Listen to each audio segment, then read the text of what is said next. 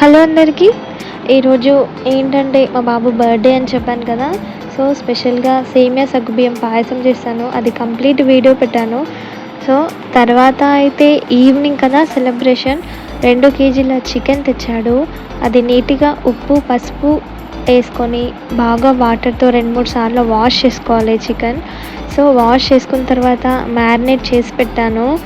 Marinate చేసే ఇది ఏంటంటే బిర్యానీ కోసం ఎంత చికెన్ మ్యారినేట్ చేసి పక్కన పెడితే అంత చికెన్ అనేది సాఫ్ట్గా కుక్ అయ్యి అంత టేస్టీగా ఉంటుంది బిర్యానీ. అప్పటికప్పుడు చేసుకుంటే ముక్క అనేది తొందరగా ఉడకదు. సో దీంట్లో నేను పసుపు ఉప్పు అల్లం పేస్ట్ అలాగే కారం అయితే కొద్దిగా బాగానే తీసుకున్నాను స్పైసెస్ కోసం. పెరుగు యాడ్ చేసుకొని మిగిలిన మసాలాలు ఆకు వేసుకొని మొత్తం కలిపి పెట్టాను.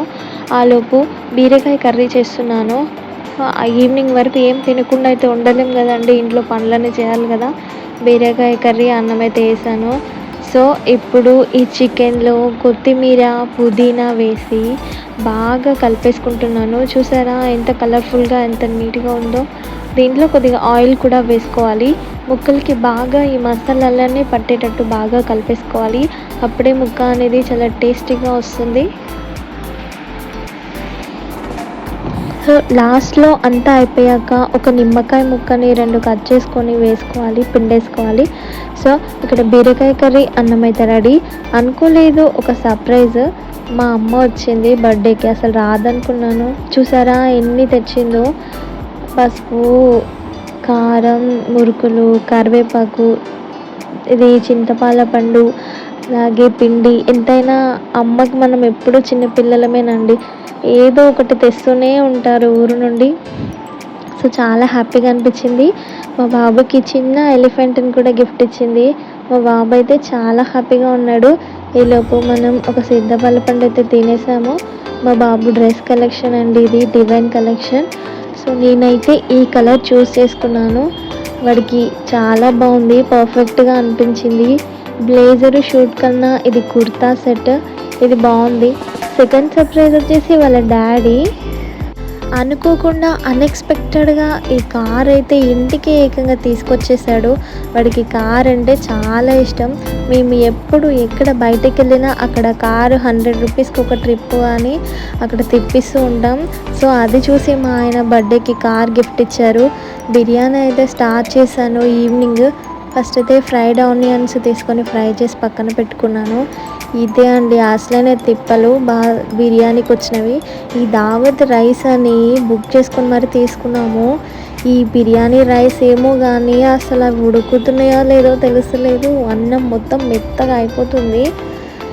ఇంకా ఈ 2 కేజీల చికెన్ 2 కేజీల రైస్కి ఏ గిన్నె సెట్ అవుతుంది, ఏ గిన్నెలో వేయాలో అర్థం కాక ఇంకా సతమతం అయిపోయాను అంతే.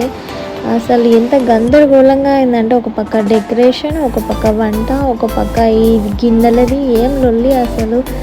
సో ఎలాగోలా మేనేజ్ చేసి ఇంకో గిన్నెలోకి ట్రాన్స్ఫర్ చేసి ఒక గిన్నెలో రైస్ ఒక గిన్నెలో చికెన్ కర్రీ అయితే పెట్టాను. సో కొద్దిగా ఉడకగానే తీసాను కానీ అయినా కర్రీ మెత్తగా అయిపోయింది. డెకరేషన్ చూసారా, మా ఆయన అయితే హడావుడి చేశారు కానీ ఏ పనులు కావు. డెకరేషన్ అంతా నేనే చేశాను. ఫైనల్గా మా బాబు కేక్ కటింగ్ అయితే జరుగుతుంది. He is very happy. 2 flavours Swiss castle నుంచి తెప్పించాడు. సో హ్యాపీగా అయితే సెకండ్ బర్త్డే అయితే సెలబ్రేట్ చేసాము. ఇలా వాడికి కార్ అయితే చాలా నచ్చింది. మొత్తం ఈవినింగ్ నైట్ వరకు టిల్ 11:30 12:30 1 వరకు మొత్తం కార్లోనే ఆడుకుంటున్నాడు. వాడికి అంత ఇష్టం కార్ అంటే. ఇంకా ఏం చెప్పాలనుకున్నానంటే, కొందరు ఉంటారు లైఫ్లో, ఎందుకుంటారు వాళ్ళ రోల్ ఏంటో కూడా అర్థం కాదండి.